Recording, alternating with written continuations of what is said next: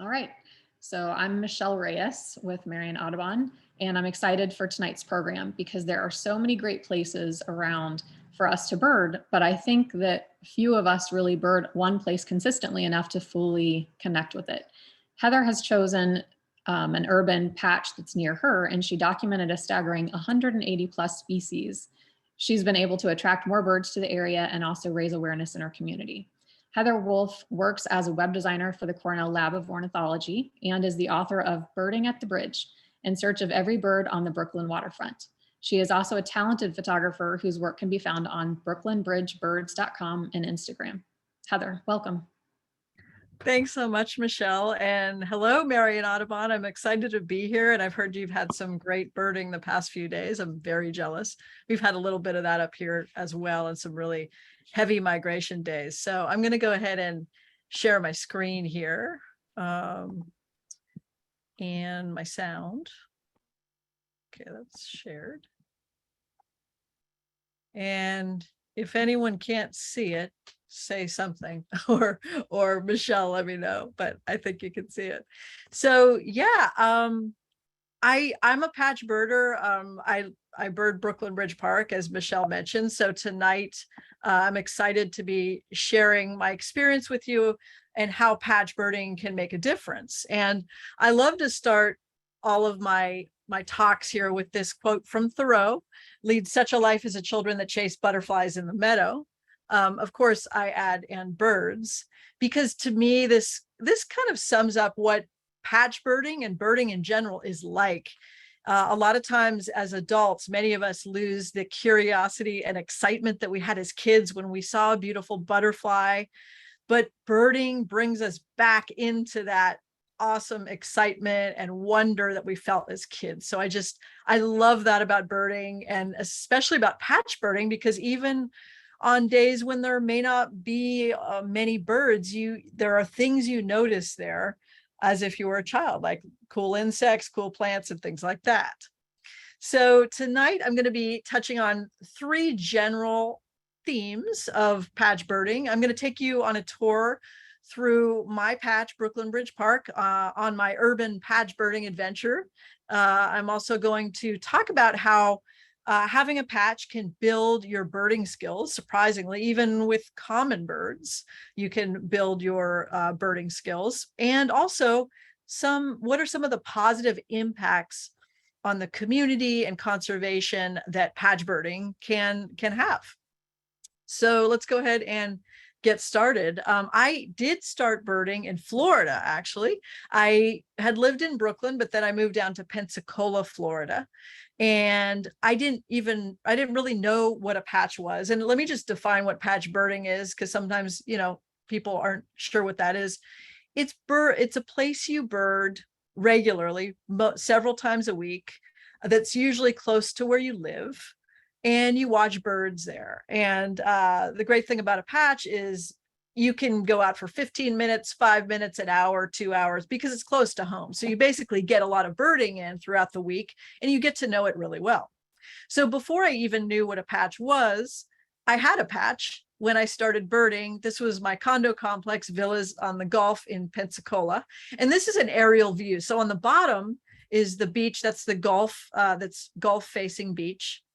And I was in building A, kind of near the main road. And in the middle, there's that kind of lagoon, pond area. And there were a lot of birds there. I mean, there were great kingbirds that used to perch on top of the buildings. There were mergansers, buffleheads, egrets, green herons, all just amazing stuff right in that lagoon. And then, of course, going out to the Gulf was a whole other world with shorebirds and all of this. So it was a great place to get into birding. And that's kind of how I got into it, because I take walks on the beach all the time and notice these birds, and had a least tern trying to attack me. I didn't know it was a least tern at the time, but kind of Googled, why is this bird trying to attack me? And I learned about their vulnerable nests in the sand, that just depressions in the sand and things like that. So this was a perfect place to fall in love with birding.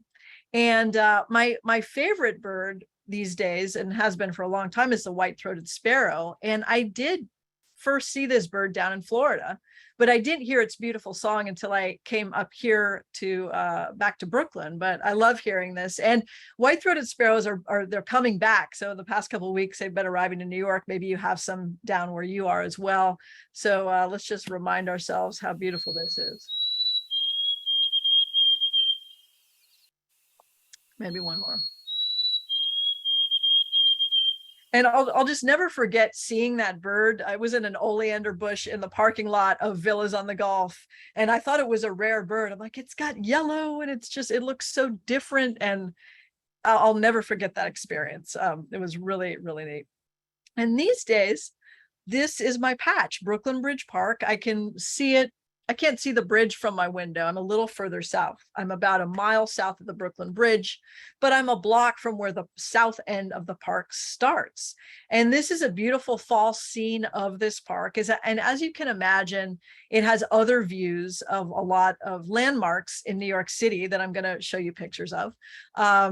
This is a view looking across the East River, and there's this building 55 Water Street in Lower Manhattan, which I actually can see the building out my window right now. That's a little further south. And peregrine falcons nest here every spring. And New York City actually has the highest density of peregrine falcons anywhere in the world. And that's largely due to the reintroduction that's going on in a lot of cities. So that's kind of the rock star bird, especially with kids. Kids love peregrine falcons because they're super fast and they take care of a lot of the city's pigeons. So it's their favorite food. So just to give you an idea of my patch and how close I live to this patch and why I can go there so much and have seen so many birds there is down here, this little icon of the house. That's where I am right now. That's me. And the park is a series of piers along the water, plus a little above the Brooklyn Bridge here, but it's a narrow park. It's an interesting layout. So I'm a block from the park, and sometimes I'll just bird. If I don't have a lot of time, I'll just bird here at Pier 6. This is the southernmost pier. But generally on weekends, I'll bird this whole rectangular area. And what's really cool is over the years, I first moved here in 2010 and moved back here. I had been here before, but in 2010, no, sorry, the park opened in 2010 and I moved back in 2012. So in that 2 years, the park wasn't fully complete. In fact, it was just completed last year, believe it or not. But the first pier that was open is this one with the arrow. This is Pier 1, and it's right at the foot of the Brooklyn Bridge. And it already had some mature trees and things like that, and they added more habitat and things. It has a marsh, a salt marsh, freshwater ponds, and the view of that Pier 1 from the Brooklyn Bridge looks like this. It looks pretty small, right? But in this little section, I've seen 83% of the 181 species on my park list. Now, that's not to say some of those species weren't seen on other piers, but the idea is that this pier has the most mature trees and the biggest variety of habitats, and it's been there the longest. But over the years, these habitats have increased, and sometimes it's difficult to decide what pier to go to. It's really amazing because there's a lot of prairie grasses, like sections with prairie grasses, flower fields, fruiting trees. So really these days, the whole park, especially south of the Brooklyn Bridge where I bird, is just, it's a bird magnet, especially because being on the flyway, the Atlantic flyway during migration, these birds need little pit stops to fuel and rest. And the microhabitats in this park really provide an attractive pit stop for these birds. And I'll be showing you some of those attractants. So here is a view from the park. This is down at Pier 4, the Statue of Liberty. I got lucky with a photo. This is one of my favorite photos from the book Birding at the Bridge. It's actually a lot of people's favorite photo because it's got the brand. I did not plan this, just happened. Statue of Liberty. And the interesting thing was when this park, like when I started birding this park, there were only about maybe 3 people birding it. And everyone said, no, it's just too busy because with those views, of course, it's packed. It's a packed park. It's not that big. So most of the birding activity was, with birders was happening in the bigger parks like Prospect Park in Brooklyn or Central Park in Manhattan. And a lot of people had doubts about how well this little patch was going to do. But since it was so close, I thought, well, I'll give it a try. Let me see if I can, get 100 species and do that. So I started doing that and was seeing a lot of the same birds being reported in other places, not in the quantities, but definitely as far as the species were concerned, they were there. And even in crowded sections of the park, this is the Water Lab playground in probably the height of summer, but even like right now, I think this is still open and on warm days. And when they shut it down, because of the water, there are a lot of insects that start flying around. And this tree right here, it's a dawn redwood, which is a non-native tree. Most of this park has native plantings, but they do have some non-native. Dawn redwoods are one of them. And they do attract a lot of birds. And one evening I saw all these 4 species of warblers in this one tree. And this tree, the time was probably only about 15 feet high. So these were amazing views of these warblers. And what I loved was that each species of warbler was in their expected level of the tree. I don't know if you've read The Warbler Guide by Tom Stevenson and Scott Whittle, but if you haven't checked that book out, definitely do, because it's amazing. And it has these little icons for each warbler species account that shows the expected level of the tree that a bird's going to be in, or a shrub, right? So black and white warblers generally forage pretty low. So do common yellowthroats. All birds break the rules, of course. But the magnolia warbler is a little higher, and American redstart a little higher. And then other birds are higher, like Blackburnian warbler, you would expect higher. But these birds were in their expected level, the apartment building, which was the dawn redwood. And I thought that was really cool because it's like, it was called the Water Lab. It is the Water Lab, and it's a lab for studying bird behavior for me, right? So I thought that was really cool. And also, if you take a look where this arrow is, this is a wooden platform for kids to jump around and play on. And below that, there's a metal grate. And in that metal grate, a lot of insects collect. And I took this photo, I don't know, about 7 years ago, but 2 days ago, I went to the grate to, guess what, find a common yellowthroat gleaning insects out of the grate. So this is the thing about a patch is, these little nooks where the birds are going to hang out and where they can get their food. And you come to expect and look forward to these little things. And this bird, there are other species that do this. I think I've seen northern water thrush, gray catbird, and things like that. So it's just really neat. So I was seeing a lot of birds in this patch, and then I started finding some rare birds. And of course, as you know, rare birds get attention. So when I found this Sora that landed on a lawn for some reason in 2015, a lot of birders from not only New York City, but from the tri-state area came around to see this Sora, who luckily found this better habitat for it. This is a little pond, and it was on the small shoreline of this pond. And people started to think about, oh, maybe this little patch has potential. Maybe Brooklyn Bridge Park has potential. And of course, as time went on, I would find more and more rare birds.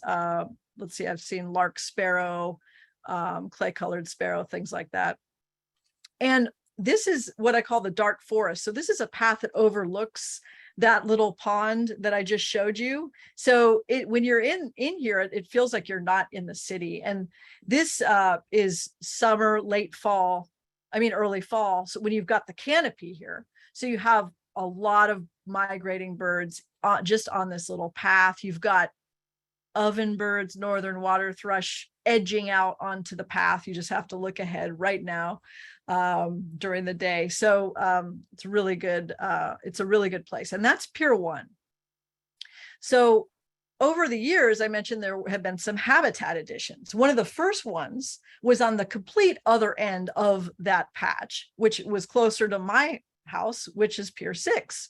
And they created this flower field, this meadow with this gorgeous view of Manhattan. And if you walk out to the end here, there's a beautiful view of the Statue of Liberty and the water, of course.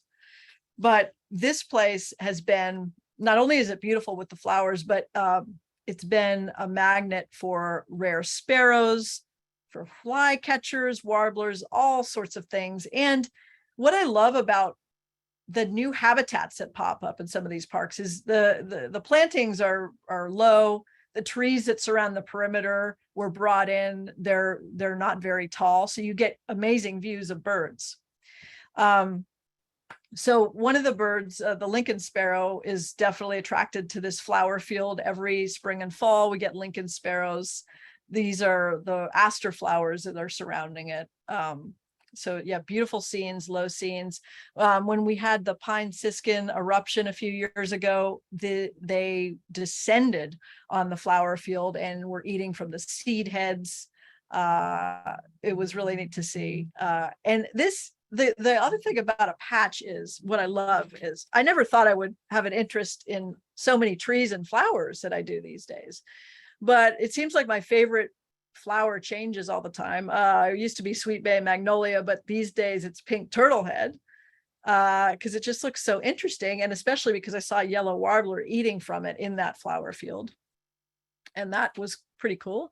But the thing, with a patch, if there aren't any birds around, you have a great opportunity to study the plants, the other animals, the insects, and so many things that are in the environment and interact with the birds. This is a blue-winged warbler that was below my knee level. Okay, so this is in the flower field. A lot of these warblers forage just so low, right in the flowers, and you can get amazing views. Really, it's pretty unbelievable how close you can get to these birds.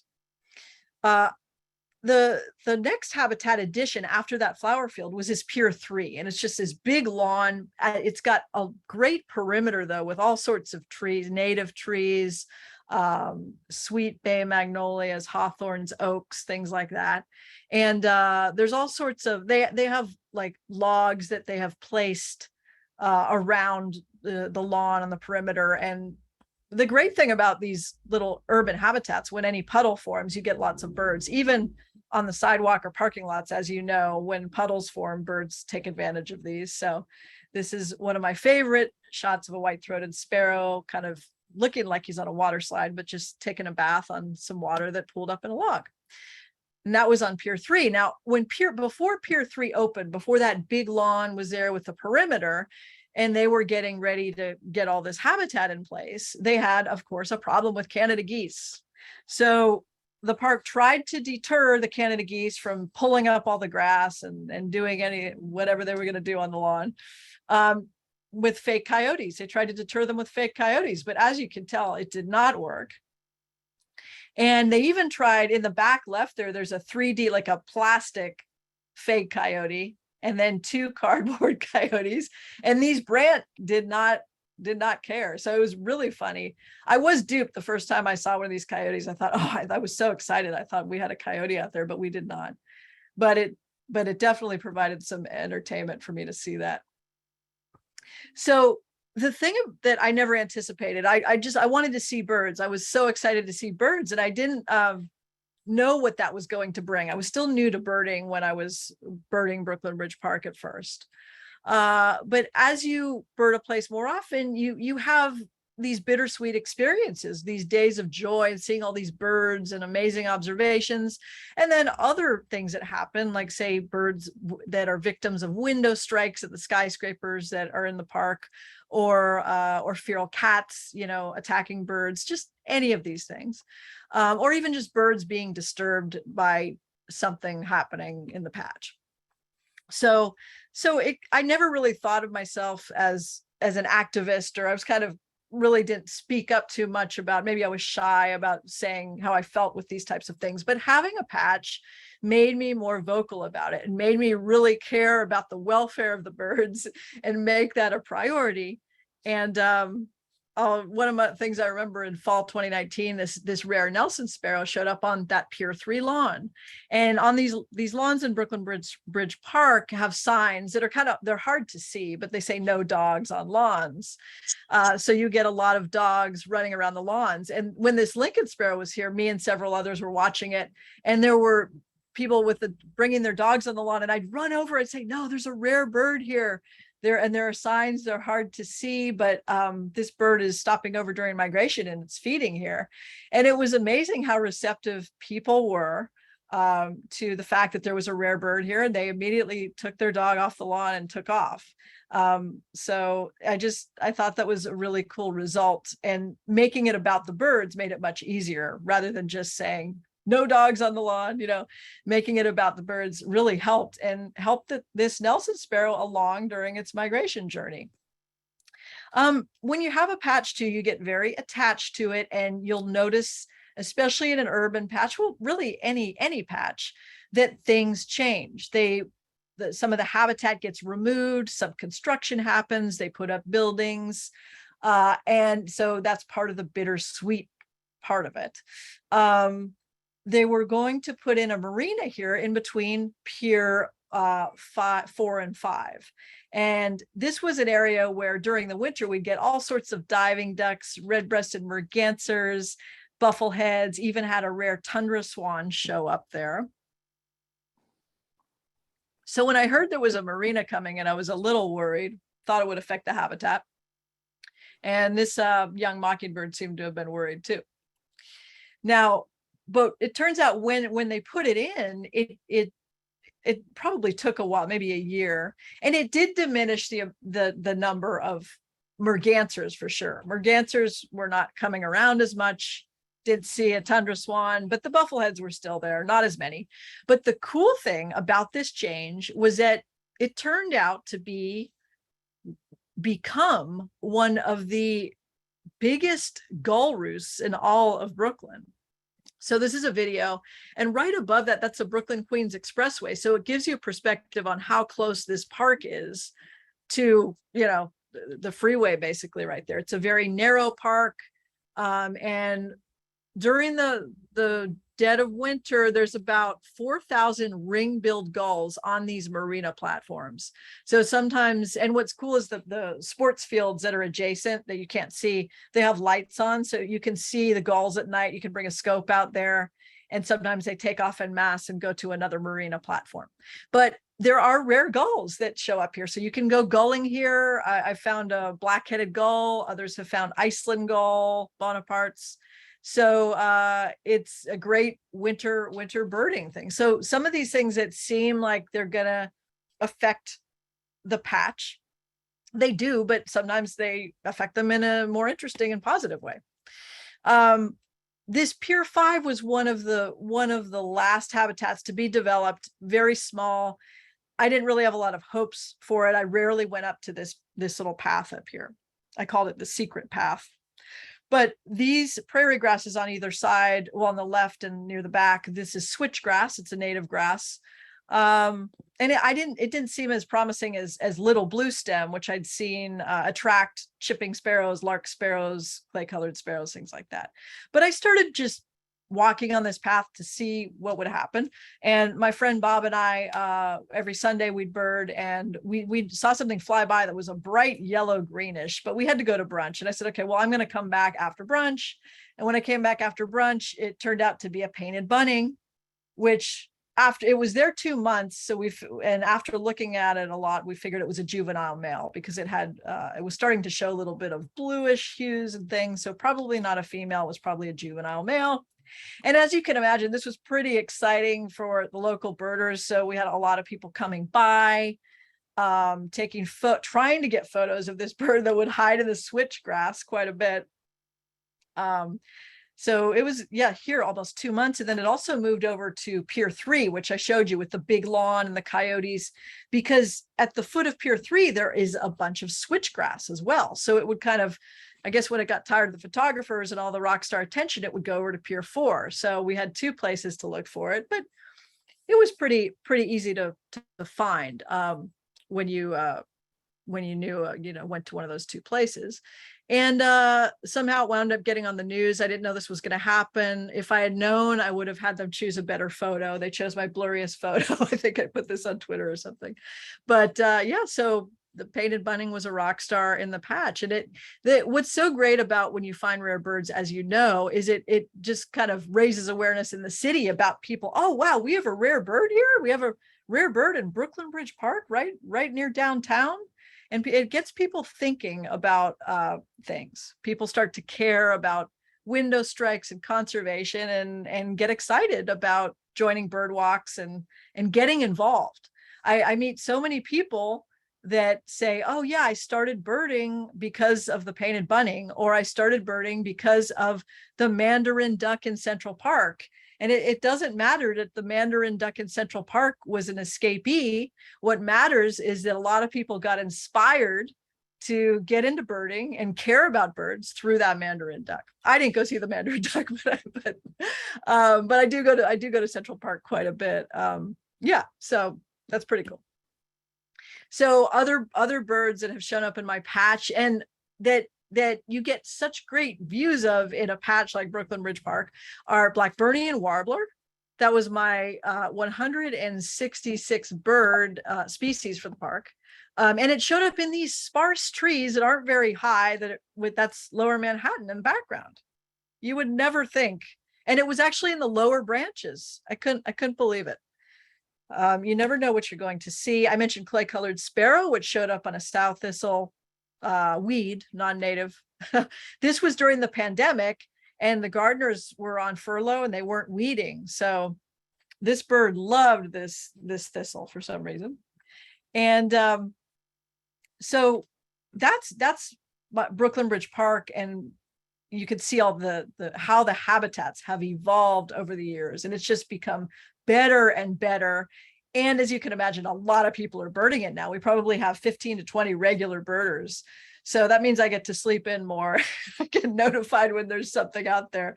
But no, I still definitely bird it several times a week and on the weekends. But it's so great because I do lead bird walks there, and post, as Michelle mentioned, on my blog, I post the photos of birds from the park. And this is a way to get the community excited about, oh, these are the birds that I can expect to see in the park right now. So I kind of give them a hint what to look for and get them excited about migration, and even during the winter, things like that. So how does patch birding help you build your birding skills? Because I know when I started, I thought, oh, I have to go travel to get better at birding. Like, I'm just birding my little place, my condo complex in Pensacola. I need to get out there and experience some real birding. And that is true. But I didn't realize until I started birding Brooklyn Bridge Park so much how it can really build your birding skills. How does it do that? Let me take a sip of water. So house sparrows, we have a lot of them here. A lot of house sparrows and starlings and pigeons. But so this is great because when there aren't a lot of birds around outside of migration periods, you can use like the common birds to practice tracking birds in flight. So this is a difficult thing to do especially for beginning birders. I still sometimes have difficulty doing it, but you want to lock your eyes on a bird that's flying and then just follow it to where it lands, so that when the migrating birds come around, you'll get better at that. You could practice this with house sparrows. So that's one of the things you can do. Also, just observing behavior of the birds is really fun. And what I've learned about house sparrows is that they can imitate any other species. I've seen them creeping up trunks. I've seen them foraging waiting for mollusks in ponds. Here, they are pulling out fibers for their nests these are not trees. They're remnants of trees that were used as posts in the park, but the house sparrows pull them apart and take off the soft fibers to use in their nests. So just observing the behaviors of house sparrows is pretty cool as well. The other thing about a patch, like the common birds that show up in your patch, not only outside of migration, but during migration, they're going to come back year after year, and you're going to get used to them. You're going to not only get used to their behavior, such as the tail flicking or wagging of an eastern phoebe, but you'll notice that they'll perch low. It depends on your patch where they're going to perch. Like there are fences that are about 2.5 feet high, little, that they have wire, and the phoebes perch on those very low. And you get better at detecting, say, an eastern phoebe by its silhouette, okay, or a northern flicker by its flight style, because these are the birds you're seeing a lot. Now, if I go to a patch, I was just in California, and I go out there, I have no idea where the little pockets of activity are. I really don't know the birds that well out there. Of course, I use eBird, to get familiar with photos of birds and the species that are out there and things. But you can bet that there are people out there that know some of these little places I went to so well, and they know that little patch of bramble where the California thrasher hangs out every day. See, so we all become experts of our patch that we know so well, just like with the metal grate with the common yellowthroat. This is not something that you would think would be a great habitat, right? But so you get familiar with detecting behaviors, which includes habitat preferences. The Baltimore oriole, of course, beautiful migrating bird. One thing I never really knew when I'd observed these birds in the past was that they pierce the base of flowers and drink nectar. But because they were just one of the most awesome birds in my patch, and I just hung out with them and spent quality time with them for the weeks that they were here, I did get to see them doing this. And then I started to notice that on the ground this is actually another non-native tree, Paulownia, which is next to the northern catalpa trees in my patch, which are native. Both of those trees have very broad leaves, so they're warbler magnets, but the Paulownia has the advantage of these sweet smelling blooms, which attract ruby-throated hummingbirds as well. But what I noticed as these orioles were piercing the flowers was when I looked at my feet, there were all these fallen flowers, and a lot of them had slits in them. And those were signs of the orioles had stolen the nectar. So it was pretty cool. Like, just, you notice things like that by being there so much. Another thing I always know at the end of summer, when the barn swallows are gathering together like this, they're staging. I call this their South America planning trip, and I love it, but it makes me sad that I know in a day or two they're going to be gone. But you get better at predicting bird behavior in a patch. Every year this is going to happen. When they congregate, they're going to be gone. So that's what's really cool, because you have all these things to look forward to, and also to share with other people through bird walks or through blog posts, or just sharing with friends about these cool things and how the birds behave in this specific patch. Same thing for detecting raptors and how crows interact. So crows we all know they're drama seekers and drama instigators and things like this. But in Brooklyn Bridge Park, when you hear crows, it usually means there's a red-tailed hawk around. This could mean something different in another patch. It could mean a different type of raptor or another species, or who knows, anything. But you tune in. That the first thing when I do, I hear a crow, I don't look for the crow, I look for the red-tailed hawk. And so they have a lot of fun chasing the hawk around. But there are always unexpected behaviors too. Like, I never thought I'd see a fight over a waffle cone between a house sparrow and a pigeon. So there are always surprises. One of the biggest things I think that you can learn from a patch are the habitat associations and what kind of foods will attract certain species. I know when I started birding and I read the field guides, and I said, you'd read, this bird is in leaf litter, it's low in shrubs, it likes to eat arthropods under the leaf litter. I thought, well, I mean, what does that mean to me? Am I really going to be able to to find these birds in leaf litter. I'm looking at leaf litter and I'm not seeing it. I just didn't believe it, right? But the field guides do a great job of that. It really is so accurate.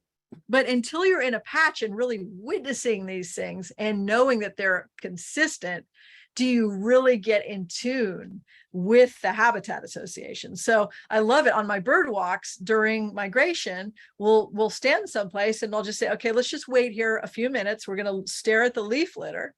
And because we know that the ovenbird struts constantly. It rarely stops moving. It's always strutting through the leaf litter. If there's an ovenbird there, chances are it's going to pass by pretty quickly. And it usually does. And it's like magic, right? But you can make predictions because you know where these birds are going to be, the habitats they like. And it's really cool because it makes it easier to find birds. And I'm working on actually I've turned it in. My second book is called 103 Ways to Find More Birds. It's coming out next May. And that's a big thing with birding, right? It's very frustrating at first. And when you're trying to get new people into it, it can be frustrating to find birds. So these little clues and anything, that you can do to get used to a habitat and have more consistency in finding certain species and really cool bird drama is a plus. So patch birding definitely gives that to you. I mentioned my favorite flower used to be sweet bay magnolia, but I'll say it's my favorite tree now, sweet bay magnolia. And I noticed red-eyed vireo and also eastern kingbird were eating the fruits of these trees. They're a couple of the species that eat these fruits. Not a lot of birds do, but during fall they were coming through and eating these. Squirrels also eat them too. But it's great to learn just through birds what the plants are. And then, so if you're in a different place and you see these plants, you still will know what to expect. This is a clue that, these types of birds might stop by here. Sound is great. I'm not an expert in detecting bird song or sound by any means, but I do know a lot of the sounds and songs of the birds in my patch. Why? Because I'm around it all the time. I'm around it. And one of my biggest tips for learning sound is watch a bird sing. And if you can't watch it in the field, watch it on a video because it'll make that association, the visual association with the sound. But I hear American kestrels kind of laughing, doing that falcon laugh all the time. So it's kind of a weird bird to know the sound of, I guess, like if you don't know a lot of bird sounds, but because I hear it often. So I'll be walking to the subway and I'll hear this laughter and I'll look up and there's a kestrel landing on a church spire on a street right up here. I see that all the time. So learning sound, patch birding is great for that, and you can go as deep into it as you want. I mentioned the Warbler Guide. The Warbler Guide has spectrograms of bird song, and there's a companion download of audio. It's great for learning warbler sounds and songs. Crows too, you get an opportunity to detect fish crow and American crow up here and kind of practice the difference, because a lot of times fish crows sound like American crows. So you get used to the tone of these birds, and similar sounding birds, you can really kind of figure out what is different about it, like how the subtle differences in tones and sounds of birds. You can practice that in the field. Another great thing about a patch is summer breeding. There are going to be birds that are going to be breeding there, and breeding sites are the best places to observe birds. This is why people travel to the breeding sites. I was just down in St. Augustine to go to the alligator farm to see the wood storks. I'd been there before, but the wood storks, roseate spoonbills, it's just amazing down there. But every patch has some bird that's breeding there, right? Whether it's house sparrows or whatever. But here in Brooklyn Bridge Park, we've got gray catbirds, mourning doves, song sparrows, and the number has grown over the years. Now we have American goldfinch, house finch, maybe even green herons are thinking about it, I think. So it's a great opportunity to see, the big one I didn't mention are cedar waxwings, because that's one of the birds everyone wants to see, but they're difficult to see because they're kind of nomadic. They land and take off. But if you can get them on their breeding grounds, you're guaranteed to see them. They have to stay put for a few weeks, and cedar waxwings breed in Brooklyn Bridge Park. So everyone's always excited about that opportunity to see them when they have to hang around. With barn swallows are one of my favorites, and they collect mud here in the park. So I always know to look for that. They build their cup nests under the piers using this mud and dry grasses. It's just amazing to see that process of the nest building and the mating a lot of times. And then when these fledglings are around the park, so begging for food, and you can see them perched pretty low and getting fed. You get good photos. Photos are another thing. I didn't really, if you're a photographer, a patch is great, because once you learn all of these, associations, and you can predict these behaviors. I was waiting for this photo because I saw the bird waiting there getting fed. I saw it being fed. So I'm like, well, it's going to be fed again because it's hungry. And so you just wait, and there you go. And it's just so neat to see the whole process from nest building to raising the young to fledging and all of that. So what are the positive impacts of a patch other than building your birding skills? What other impacts are there? And I've mentioned it does raise awareness in your community on so many levels, especially if you lead bird walks, or you share photos, or you give talks about the local patch, because anyone that cares more about birds, that's a step in the right direction. Because whether they're going to, make steps to protect birds, whether they're going to paint birds, whether they're going to photograph birds, all of these roles are going to help. Any little bit helps in the conservation of birds and habitats and getting people to care. The cool thing about birding in a city is that I'm out there with my binoculars and my big lens, so people see me, so they ask me what I'm doing or what I'm seeing. So I have a great opportunity to share birds with so many people in the city. Some are residents here, some are visiting from other parts of the world. We exchange bird stories. But one of my best memories of this urban visibility was there was a scarlet tanager that was eating a discarded apple one spring on a lawn. And so I sat down with my camera and of course was taking photos of it, but people were walking by and they noticed me taking a photo of something, and they noticed it was a scarlet tanager. Before you knew it, there were dozens of people surrounding on the adjacent path taking photos of this beautiful bird. So, and I still have people to this day that say, oh, I was there. This was a few years ago. They said, I was there when you were photographing that red bird. But it's just really neat that just being out there, just being present with your binoculars and or camera, you're going to make people ask questions, be curious. And so definitely feel free to share what you're seeing with them. This is the gardening staff that was at Brooklyn Bridge Park when I was first birding there. A lot of them are gone by now, but it was great. We would share stories. And what's so interesting about a lot of the gardening staff is they work so hard. They're planning these amazing habitats and maintaining these habitats that are attracting so many birds. But believe it or not, they often don't know how well it's working. So they were surprised that we were getting orioles and scarlet tanagers. They weren't seeing them. So we built up a dialogue where we'd share sightings. They'd tell me they saw the red-tailed hawk, and I'd point out these colorful migrating birds. And they were so excited. I said, this is what you're doing. It's because of you that we have these beautiful birds and these pollinators. And it's just a great thing to let it be known. Let the gardening staff know what a great job they're doing. Let the people that pick up the trash, how important their job is, how it's helping the birds. All of this just fosters such an awesome vibe in your patch. If it's a public park or a public place. A patch can also be your backyard or some weeds down the street by a fence. So there's not necessarily going to be management of the habitat, but if you do have management of the habitat, you definitely want to let those people know and encourage them, because a lot of times they don't know. An example is this was Bird Island. When they created Bird Island, they thought this is going to be the big bird habitat, but it's actually has the fewest birds of any habitat in the park. I mean, there are some pretty good birds that show up there, but it's not one of the best bird habitats.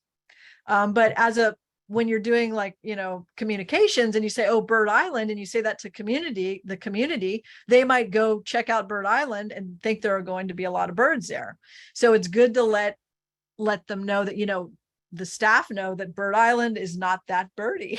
It's getting better though. So it's important to start a dialogue.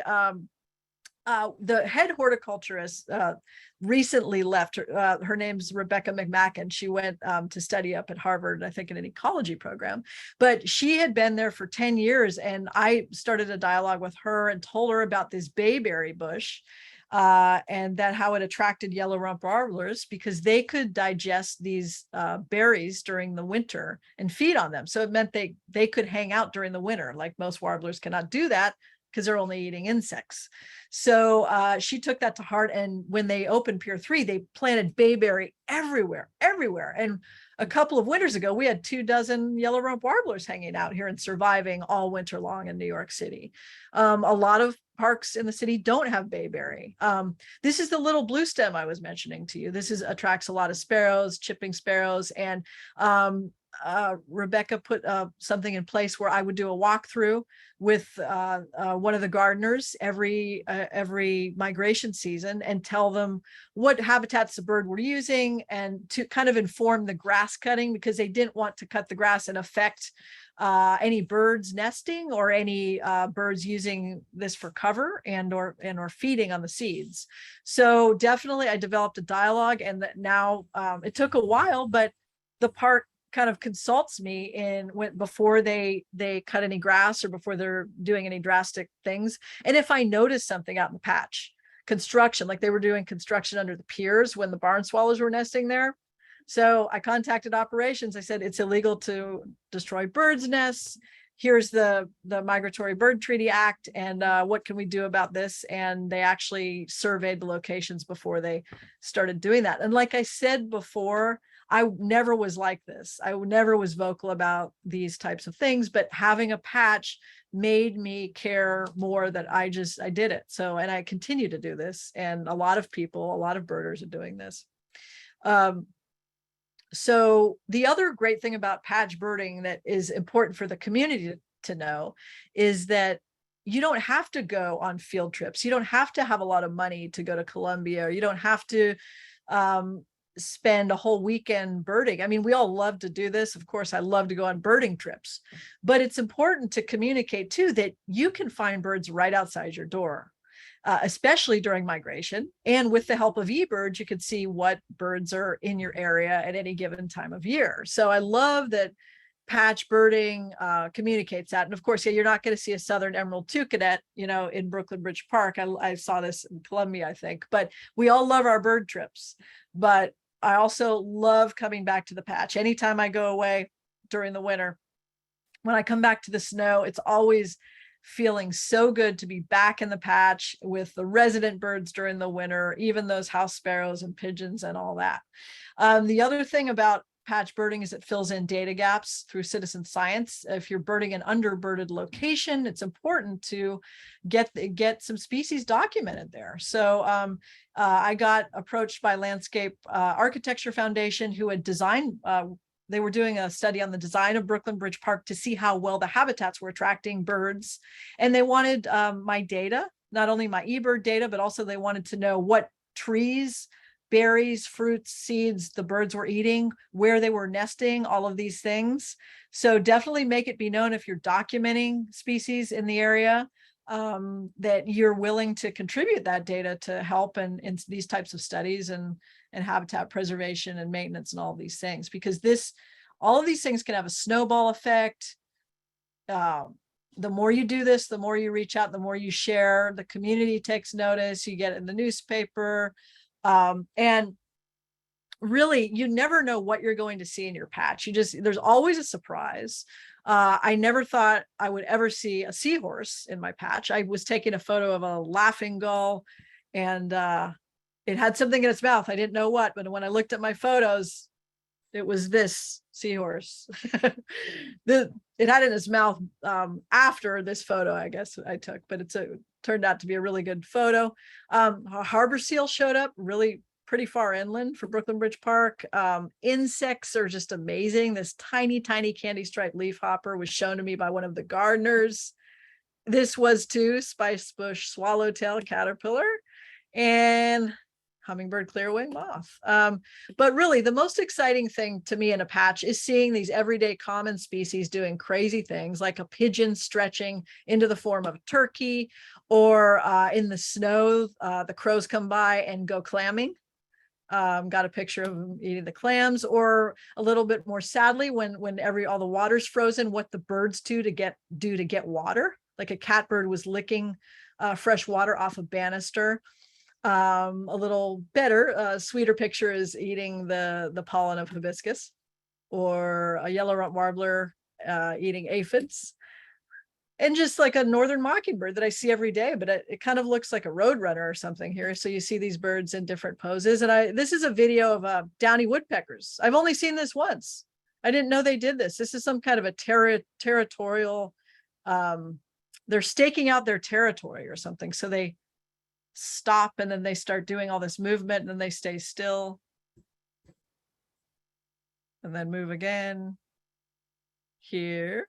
Yeah, so you never know what you're going to see. So definitely I would encourage you. I never thought I'd do bird walks either. Share the magic of your patch. A lot of people are worried they have to be an expert to lead bird walks. You could be an expert of your patch if you're birding it a lot. You know it better than anyone else. So like I said, I'm not an expert with identifying bird songs and all this stuff, but I have turned a lot of people onto birds. So that's definitely important. And I encourage you to do that. And really, I mean, patch birding is something that a lot of us do every day.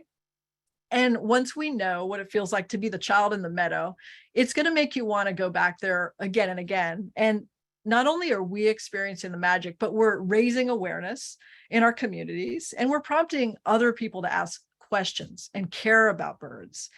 And also, if we document our sightings, we play an important role in citizen science and the preservation and creation of bird habitats. So hooray for patch birding. And I hope if you don't have a patch yet, that you will have a patch tomorrow or very soon.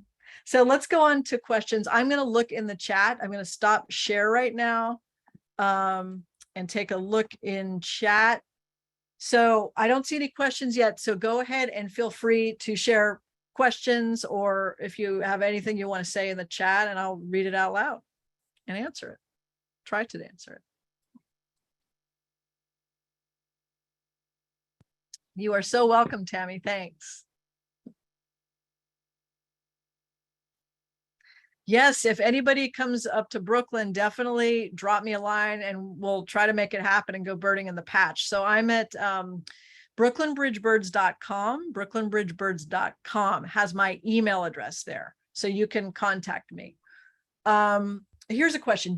From Michelle, do you use the bar charts from eBird to anticipate what birds you can expect to be arriving? Yes, yes, yes. eBird bar charts. I work for eBird, and to this day, that is my favorite feature of eBird. So I love to see the bar charts, and you're right, you can see when certain species are expected to arrive. Not only do I use it for the patch and see how the data that myself and a lot of the birders that are now birding this patch have contributed to that information, but when I travel, I use it a lot too, to see what I'm going to see when I was out in California and to know what to expect. That's a huge thing. Visit ebird.org/explore to check out bar charts and all sorts of other things to help you find more birds.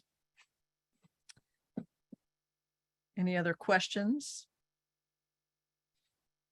Can I do it by voice, or? You can go ahead, I guess. We weren't going to do that, but that's fine. Oh, no. I'll No, talk, do it. Oh, no, No, I just want to say talk, I go really ahead. I enjoyed your talk. I agree with everything you said about how the joys of patch birding. And I also just, that for those of us who are sort of compulsive listers, it is an absolute joy, because your list renews every month. You can go on eBird and see where you stand in relation to other patches or yards or whatever, and it's really quite fun. It takes listing to a whole new level. And again, I know only a few of us are fanatical listers, but for those of us who are, it's really a joy. That's a great point. Do you have a patch? Yeah, it's kind of, we call it a yard because it's all continuous, but it's sort of halfway between a yard and a patch. Very nice.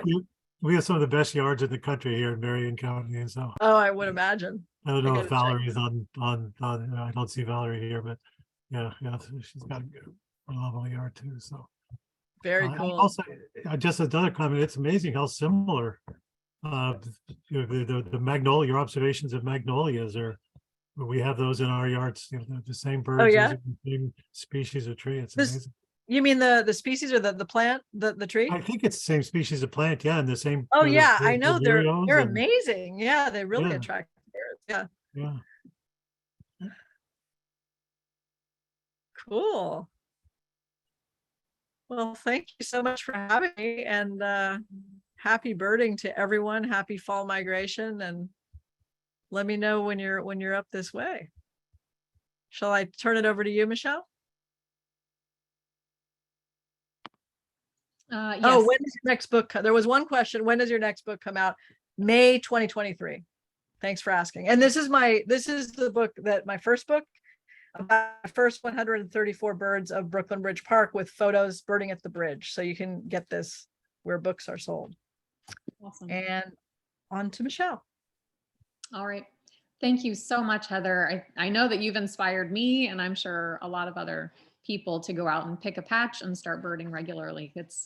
It just seems it's so rewarding. I can tell, and you've made such an impact. So thank you That's for great. sharing this. You're welcome. Thanks for having me. All right. All right. Hope to see you guys maybe on Saturday. Happy birding.